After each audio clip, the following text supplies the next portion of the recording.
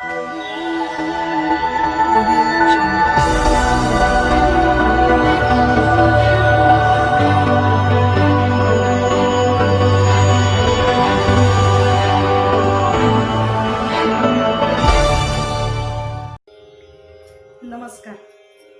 आषाढी कार्तिकी वारी महामंडळ जबलपूर यांचे दृश्य श्राव्य कार्यक्रम ओळख संतांची ओळख अभंगातून या आगळ्या वेगळ्या कार्यक्रमात सहभागी होताना आम्हा सर्वांना खूप आनंद होत आहे आणि ही संधी आम्हाला दिली त्यासाठी मंडळाचे आणि समस्त पदाधिकाऱ्यांचे मनःपूर्वक आभार.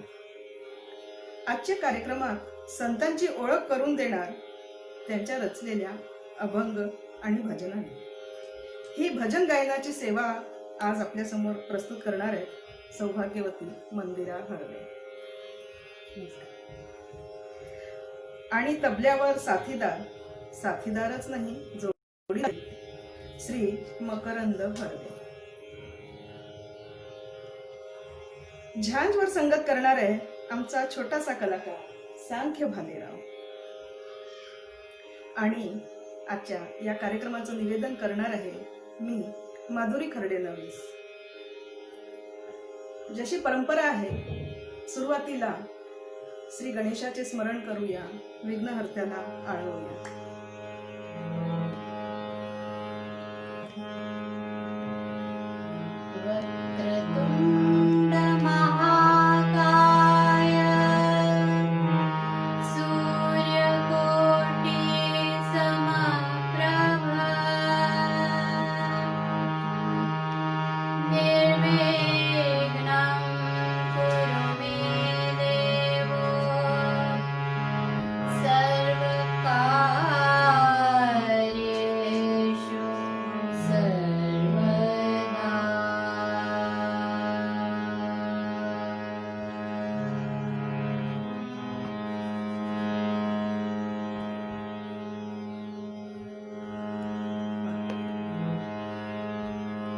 विघ्नहर्त्यांनी कार्यक्रमाला उपस्थित राहून सगळे विघ्न हरण करावे हीच त्या गणरायाच्या चरणी प्रार्थना.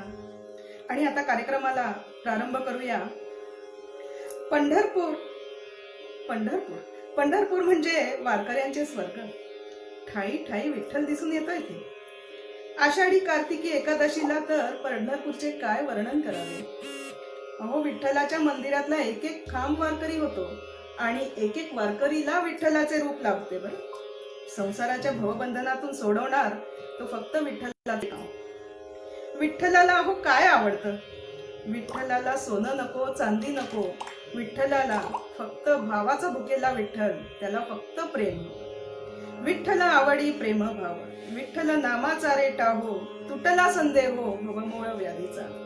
त्याच्या नामाचा ध्यास लागला की संसाराचे सगळे सगळे दुःख नाहीसे होतात. नेघो नामा विण काही, विठ्ठल कृष्ण लवलाही. नामा म्हणे तर लो पाही, विठ्ठल विठ्ठल म्हणताची. अहो, विठ्ठलाचं नाव निघालं तर हा भवसागर पार होतो. विठ्ठलाच्या नावाशिवाय या मुखातून दुसरे काहीही शब्द निघू नये ही जाळवणी केली आहे संत नामदेवांनी या अभंगात. विठ्ठल आवडी प्रेमभाव प्रस्तुत आहे अभंग विठ्ठल आवडी प्रेमभाव.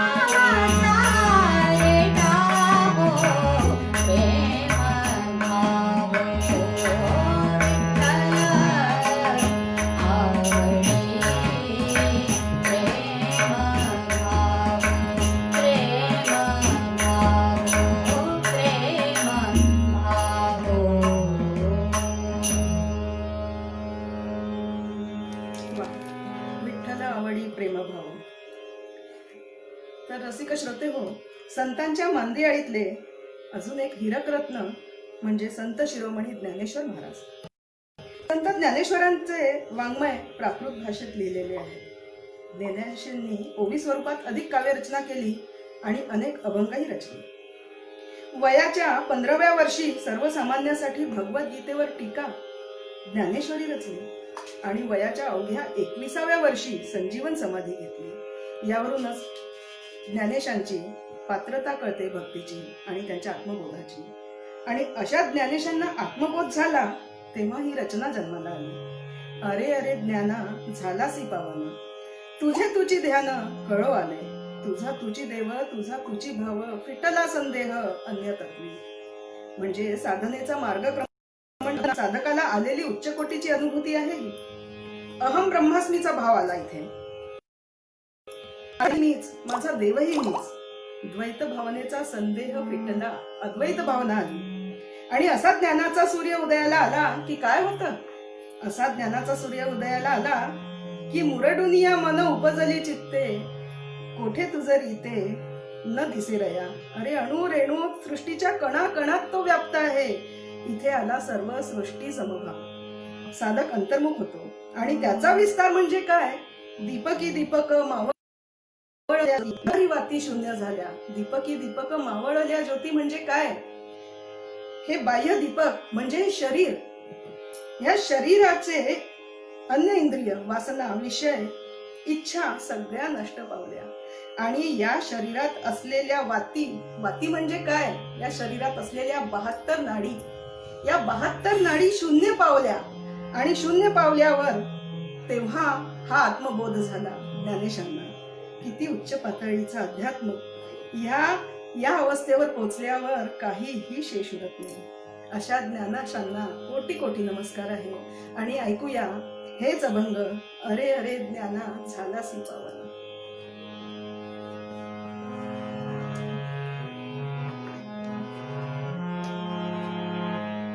अरे अरे ज्ञाना झाला जे पावना, अरे अरे ज्ञाना झाला जे पावना, तुझे तुझ ध्यान कळू आले, तुझ तुझे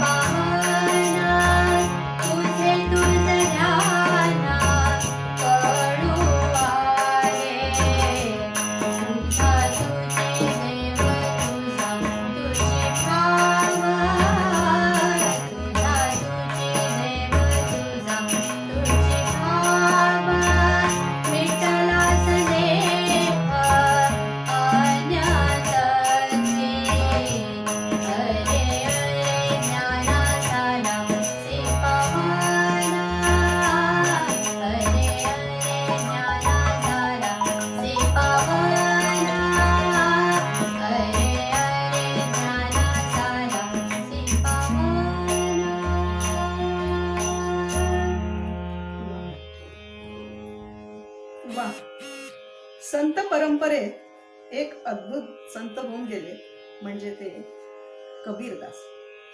संत कबीरदासांनी समाज सुधार केलेला आहे. त्यांच्या पद्य रचना, साखी, दोहे आणि अनेक भजन आजही खूप प्रासंगिक आणि प्रचलित आहेत.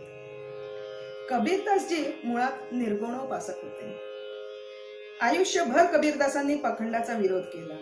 पाहन पूजे हरी मिले तो मैं पूजू पहार, याते तो चाकी भली तीस खाय संस्कार. अरे दगड पूजला तर काय हरी मिळतो? मनातून भाव हवा. किंवा कंकड़ पत्थर बांध के मस्जिद नहीं बनाए, ताचड़ मुल्ला बांग दे बहराय खुदाय. असा देखावा करून काय अर्थ आहे? अरे देवाला ओरडून सांगण्याची गरज नाही. आतून भाव प्रगट केला देवापर्यंत पोहोचतो. तर अशा पाखंडाचा विरोध केला कबीरदासांनी आणि त्यांच्या भजनातून हे पदोपदी आपल्याला कळून आलेले आहे. ह्याच आशयाचा एक भजन मंदिरा प्रस्तुत करते, ना जानू मेरा राम कैसा है.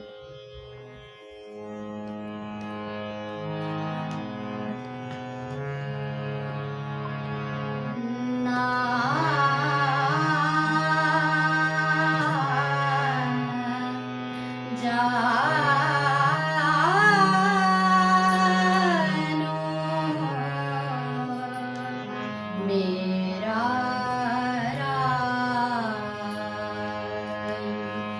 राम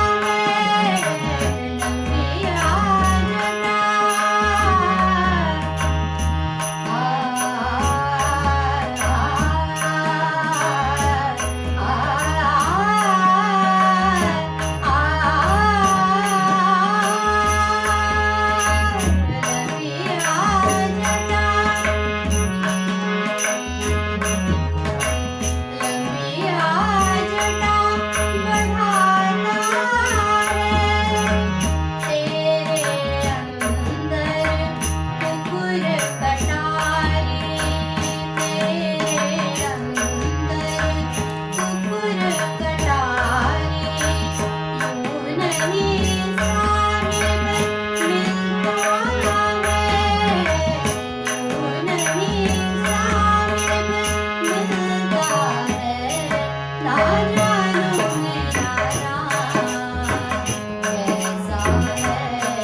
ना जानू मेरा राम कैसा है, ना जानू मेरा राम कैसा है, ना जानू मेरा राम, ना जानू मेरा राम, ना जानू मेरा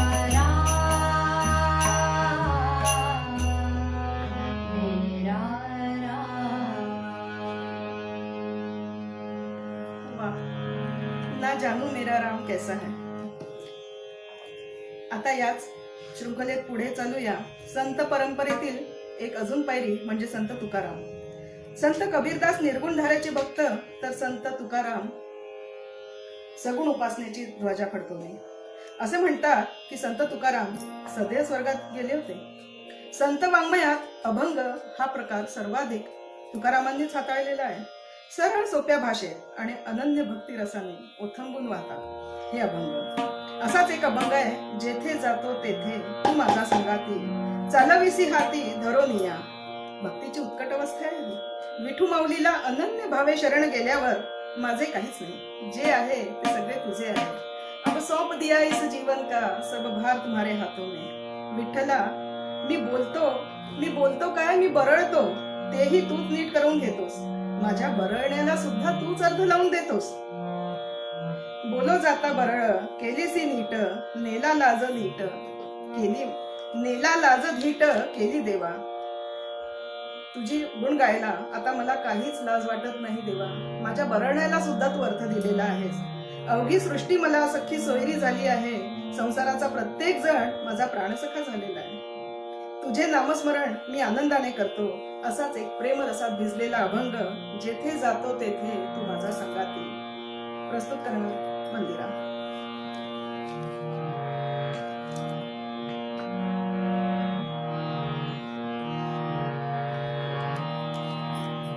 जेथे जातो तेथे तू माझा संगाती.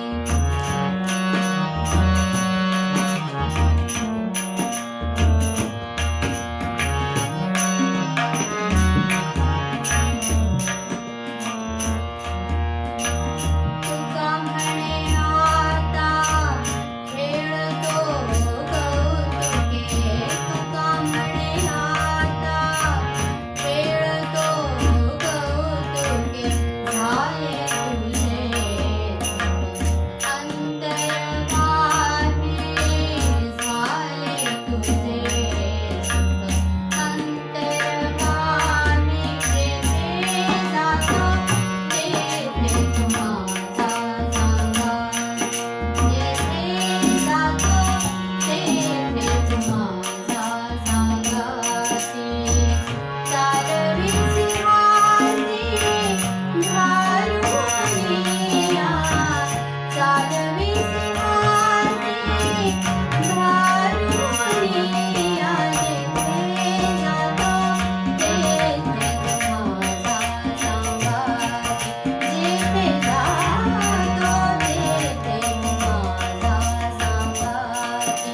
तू माझा संगाती, तू माझा संगाती. संत परंपरेत संत मीराबाईंचे स्थान एकमेव द्वितीय आहे. भक्ती असावी तर मीराबाई सारखी, आणि प्रेम करावं तेही मीराबाई सारखं. श्रीकृष्णाच्या प्रेमाचा रस अखंड प्यायल्यावर विषाचा काय प्रभाव होणार हो. संत मीराबाईंचे एक मारवाडी भाषेत प्रसिद्ध पद आहे, थाने काही काही बोल सुनावा. याचा अर्थ थोडक्यात मी सांगते की सावळ्या गिरधारी, तुला काय काय आणि किती किती सांगू रे. तुझी आणि माझी पूर्वजन्माची प्रीत आहे, आणि आता तू मला सोडून जाऊ नकोस कृष्णा. असं म्हणत आळवलेलं आहे मीराबाईंनी. उत्कट भक्तीचे अनन्य उदाहरण म्हणजे मीराबाई. असाच प्रेमरसात अथांग भिजलेला भजन, ठाणे काही काही बोल सुनावा, आज आपल्या समोर प्रस्तुत करणार आहे मंदिरा.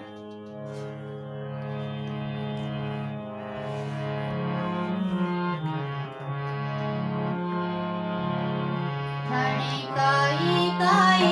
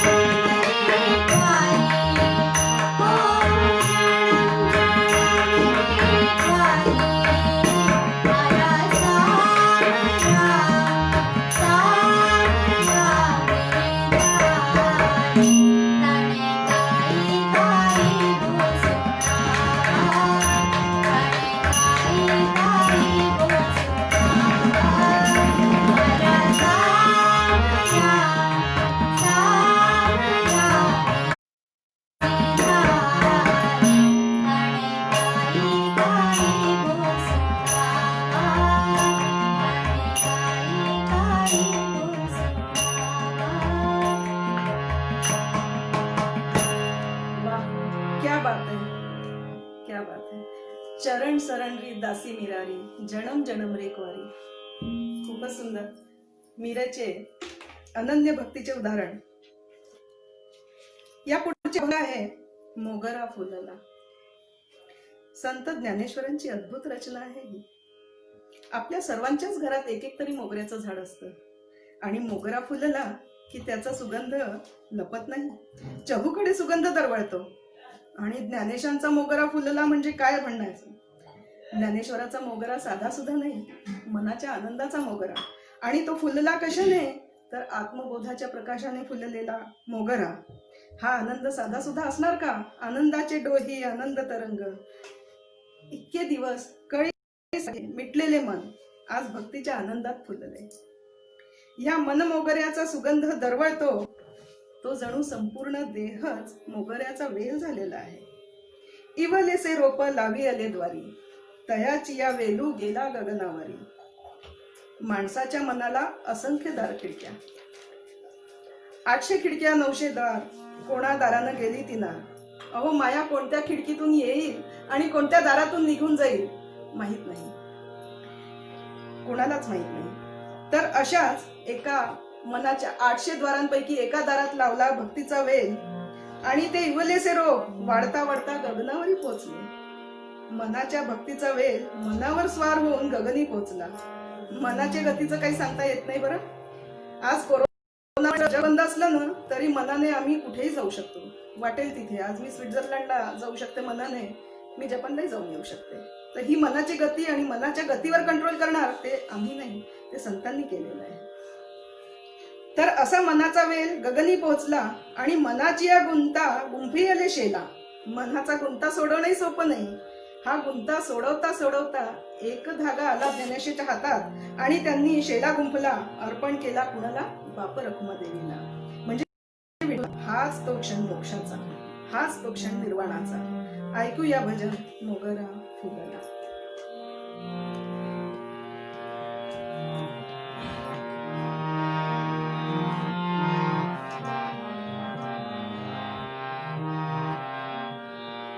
मोगरा फुलला,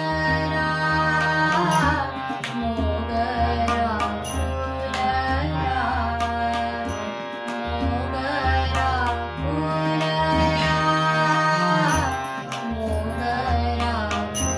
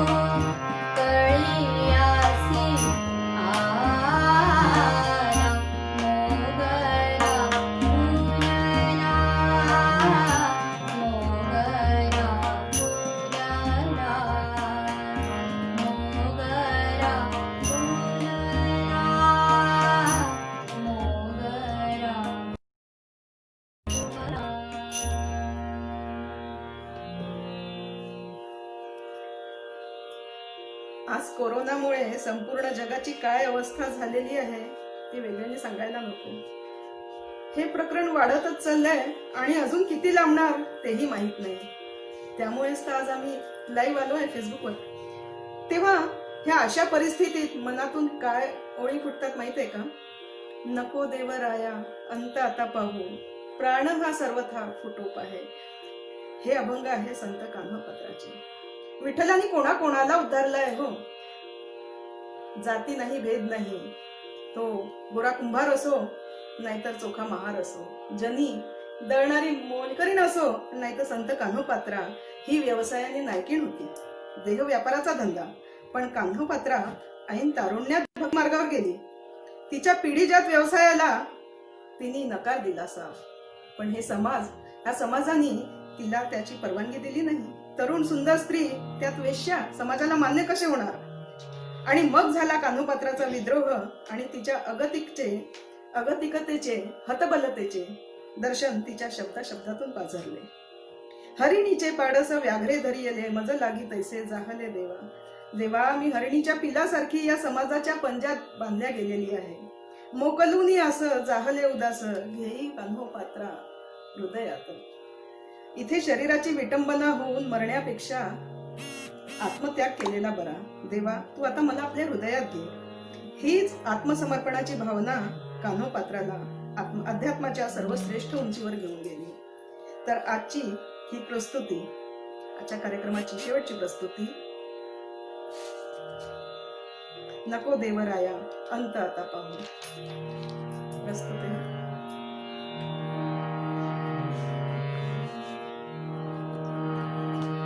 नको देवराया अंत आता पाहू.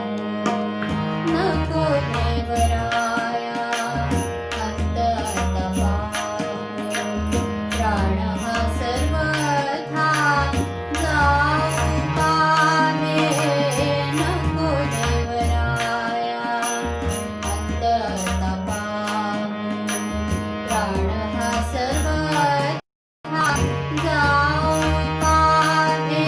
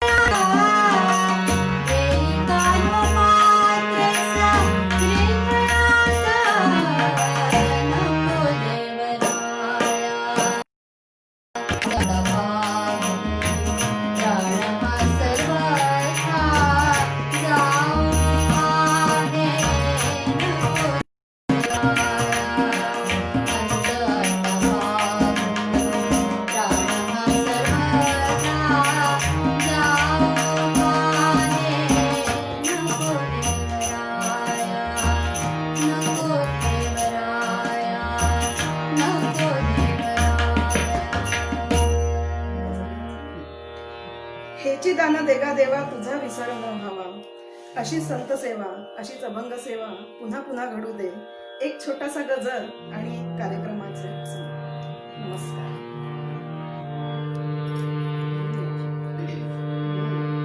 जय जय राम